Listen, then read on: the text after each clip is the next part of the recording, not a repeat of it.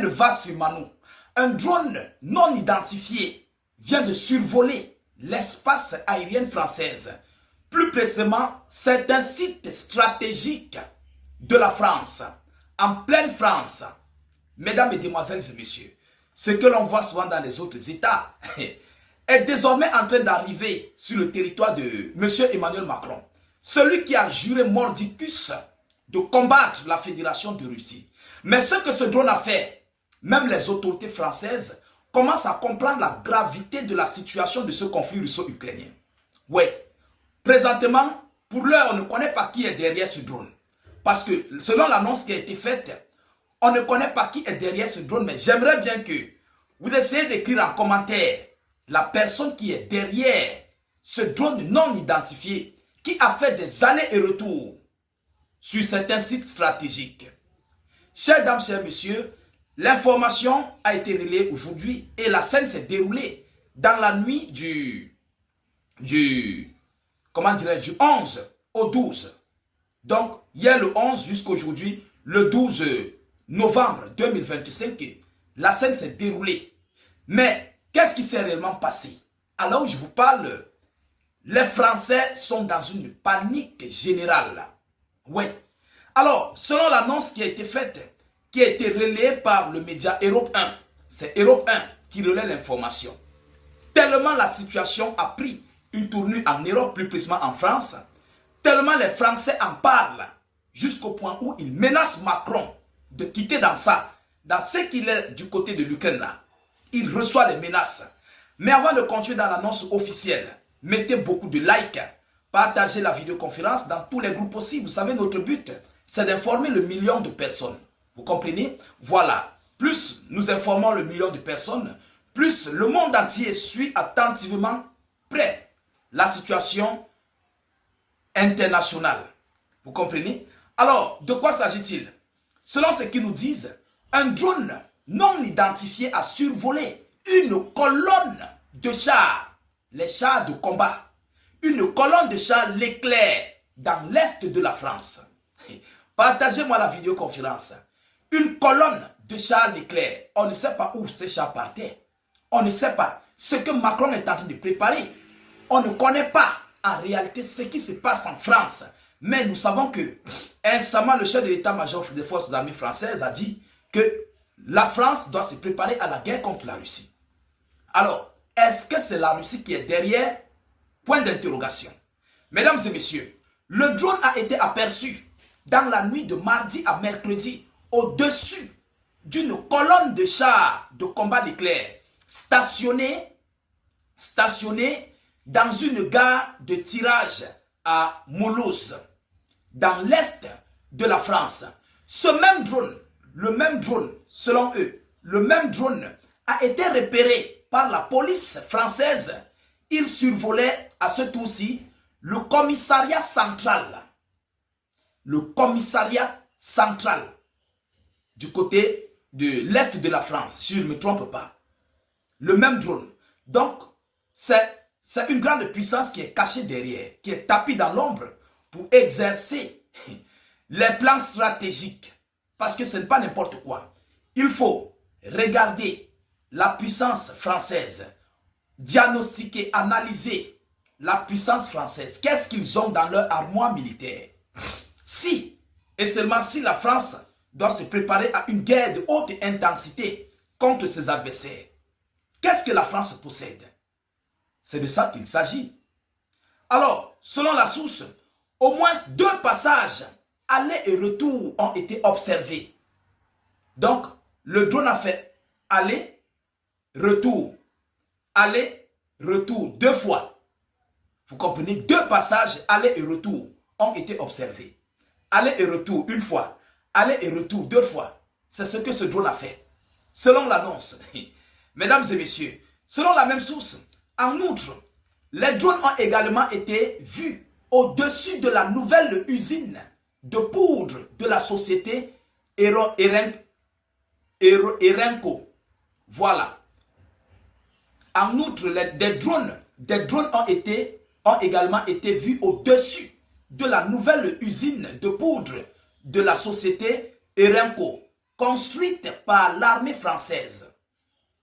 Certains d'autres drones, je voulais dire, ont été repérés au-dessus de l'usine de la poudre à canon, nouvellement construite, pour diagnostiquer, pour observer ce qui se passe. Mesdames, Mesdemoiselles et Messieurs, qui est derrière? Qui peut bien se préparer de la sorte contre Emmanuel Macron? Qui peut faire ça à la France? C'est la panique générale. Alors, selon la même source, les drones y ont été aperçus à 2 reprises sur la même usine. À 2 reprises. Mesdames, Mesdemoiselles et Messieurs, Macron avait dit qu'il faut que l'Europe se prépare à la guerre contre la Russie. Je ne dis pas que c'est la Russie qui est derrière, mais selon vous, qui est à la base de la chose? Qui est derrière ce qui est en train d'arriver à la France? Grosse question. C'est une grosse question. Et par rapport à ça, il y a plusieurs analystes, plusieurs hautes personnalités françaises qui menacent Macron de ne plus s'engager, c'est-à-dire de s'arrêter dans ce qu'il est en train de faire en Ukraine. Parce que la situation est en train de prendre une autre tournure. Et on connaît les Russes. On connaît les Russes. Moscou avait juré de frapper sur la France. Oui. Monsieur Vladimir Poutine lui-même l'avait dit. Que la France est sur la ligne de mire. C'est-à-dire classée sur la liste noire. Après l'Allemagne, la France, Britannique et autres. Donc, Macron est averti. Et il y a un langage qui dit, un homme averti en vaut 2. Je ne dis pas que c'est la Russie qui est derrière. Mais, selon vous, qui peut bien être derrière? Voilà la situation à laquelle la France est en train de subir, ou bien la France a subi cette nuit. Alors, mesdames, mesdemoiselles et messieurs, c'est ce qui crée la panique du côté de Paris. Alors, je vous parle vraiment sa panique. Et on observe même des Français dire à la Russie, ils demandent pardon à Poutine, qu'on ne doit pas considérer ce que Macron est en train de faire du côté de l'Ukraine. Mais qui peut accepter ça? Qui peut entendre ça? Allez retirer Macron de son fauteuil, c'est tout. Parce que tout ce que la France fera contre Moscou aura une réplique. Ça, ce n'est même pas à demander. On ne va même pas entendre vos pleurs. Parce que les mêmes arsenaux militaires que Macron donne à l'Ukraine, ce sont les mêmes arsenaux militaires qui tuent les Russes, qui détruisent les infrastructures russes. Donc, peu importe ce qui va se passer, si c'est la Russie qui est derrière lors d'un conflit de haute intensité contre la France, il n'y aura pas de pardon. Non, il n'y aura pas. Œil pour œil, dent pour dent. C'est de ça qu'il s'agit. La Russie ne va pas pardonner parce que non, le peuple français demande pardon. Pendant ce temps, Macron, lui, il frappe sur la Russie. Impossible de pardonner ça. Moscou agira. Vous comprenez? Alors, mesdames et messieurs, voilà la situation à laquelle la France vient de vivre ces dernières heures. Et c'est ça qui fait une panique générale du côté de Paris. On ne connaît pas ce qui va se passer. On ne connaît pas ce qui s'est réellement passé. Est-ce qu'ils ont pu neutraliser le drone?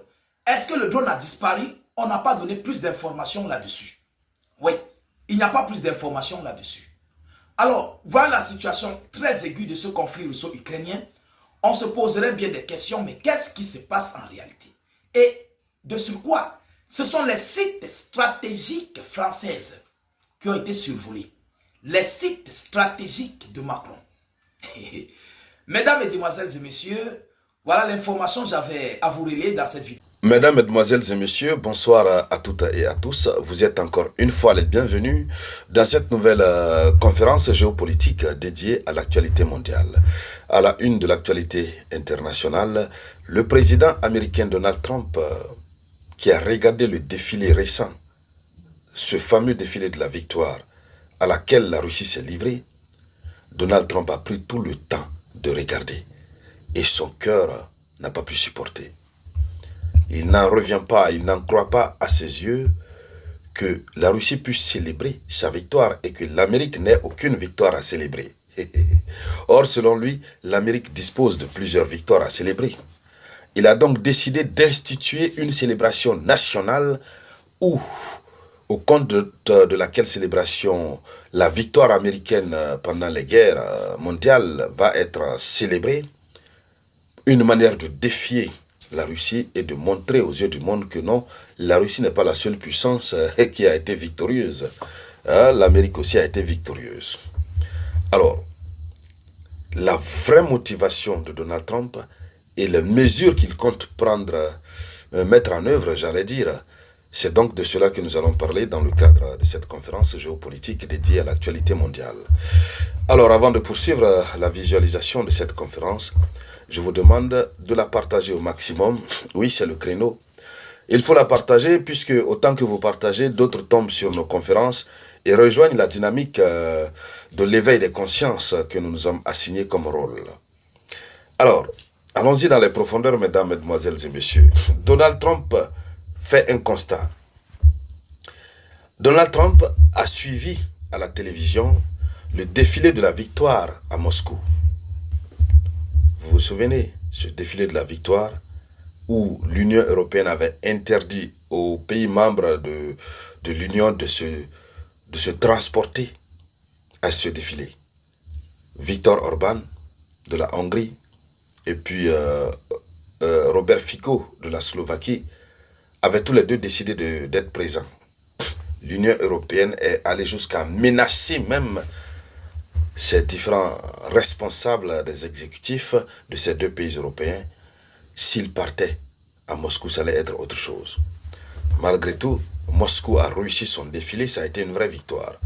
Donc Donald Trump a suivi ça à la lettre et cette célébration de la victoire soviétique sur le nazisme, ça a retenu son attention. Qu'est-ce que Donald Trump retient de cette célébration? Alors, lui-même, il dit qu'il retient la discipline, la grandeur, la puissance symbolique de l'armée russe défilant sur la place rouge. Vous savez, à l'époque, l'Ukraine et l'OTAN avaient même décidé de procéder à des bombardements lors de cette célébration. Je crois que c'était le premier... j'ai oublié la date, non, le 9 de quel mois? Le 9 septembre ou octobre, j'ai oublié le mois. Pour ceux qui se souviennent, vous pouvez le mettre en commentaire. Donc, ça a été une célébration réussie. Et le caractère réussi de cette célébration se ressent aujourd'hui par cette nouvelle initiative que Donald Trump vient de prendre. Alors, en réaction, Donald Trump estime que les États-Unis doivent eux aussi montrer leur victoire. Ce n'est pas seulement la Russie de montrer sa victoire. L'Amérique a remporté des victoires. Donc il faut montrer les victoires de l'Amérique au monde. Donc copier ce que la Russie a eu à faire. Alors, il a dit qu'il faut que les États-Unis montrent eux aussi leur victoire dans toutes les grandes guerres où l'Amérique a combattu. Et donc, en termes clairs, l'Amérique doit célébrer ses victoires dans la première, la seconde guerre mondiale et toutes les autres guerres. Donc, toutes les guerres réunies où l'Amérique a remporté la victoire, il faudrait que l'Amérique célèbre ces victoires-là et montre ces victoires au monde, à l'image de ce que la Russie vient de faire. Et donc, la lecture politique qu'on fait de cette situation, c'est que Donald Trump admire la capacité de Moscou à unir son peuple autour d'une démonstration militaire. Il a de l'admiration pour cela. Et cela renvoie l'image d'un pays extrêmement puissant. Lorsque tout le peuple se retrouve dans la célébration d'une démonstration militaire de puissance, c'est un symbole d'unité et de cohésion nationale. Il veut alors ressortir la même chose sur son territoire. La grosse question qu'on se pose à ce niveau, elle est celle de savoir est-ce que tout le peuple américain va adhérer à cette idéologie? Est-ce que le jour de la célébration, d'autres Américains ne seront pas quelque part là-bas en train de manifester? Parce que son régime commence à être désavoué de la plus belle des manières. À ce jour, je veux le dire bien sûr. Donc, alors, Trump veut organiser ce qu'on appelle American Victory Parade. La parade de la victoire américaine. Ça va être un défilé annuel, militaire, national, célébrant la puissance américaine passée et présente. C'est ce que la Russie avait fait. La Russie a célébré ses victoires passées et la Russie a exhibé l'ensemble de ses nouvelles capacités qui dénotent de sa puissance vis-à-vis des autres puissances qui rivalisent à la Russie. Les nouveaux types de missiles, des chars et tout ce qui peut montrer vraiment la substance modernisée de l'arsenal militaire russe. C'est ce que Donald Trump veut copier. Le mot d'ordre que Donald Trump institue, c'est quoi? America wins. Les victoires américaines. Donc il veut mettre en avant les vétérans, l'armée et les valeurs de domination technologique et stratégique. À partir de ce niveau, il y a beaucoup de questions qui se posent. Il veut mettre en avance ce qu'on appelait les valeurs de domination technologique et stratégique. Mais est-ce que sur le plan de la technologie, l'Amérique domine le monde aujourd'hui? La réponse est non. La Chine et la Russie ont dépassé de plusieurs années les États-Unis d'Amérique. Alors, l'Amérique de Trump veut tourner la page de la division et remobiliser le patriotisme populaire avant 2026, avant le 250e anniversaire des États-Unis. C'est ce qu'il veut faire. Trouver une cérémonie qui permet déjà de rivaliser la Russie, mais qui permet aussi de réunir les patriotes américains autour d'une grosse célébration. Est-ce que ça sera possible? Point d'interrogation. Dans la vision politique de Donald Trump, le défilé, j'allais dire, devient un instrument d'unité et de réarmement moral face aux tensions internes et au recul de l'influence américaine dans le monde. C'est ça sa vision. Redorer le blason de l'image de son administration. Malheureusement, on ne sait pas si cela va donner les résultats ou le résultat escompté. Et donc, mesdames, mesdemoiselles et messieurs, c'était ça.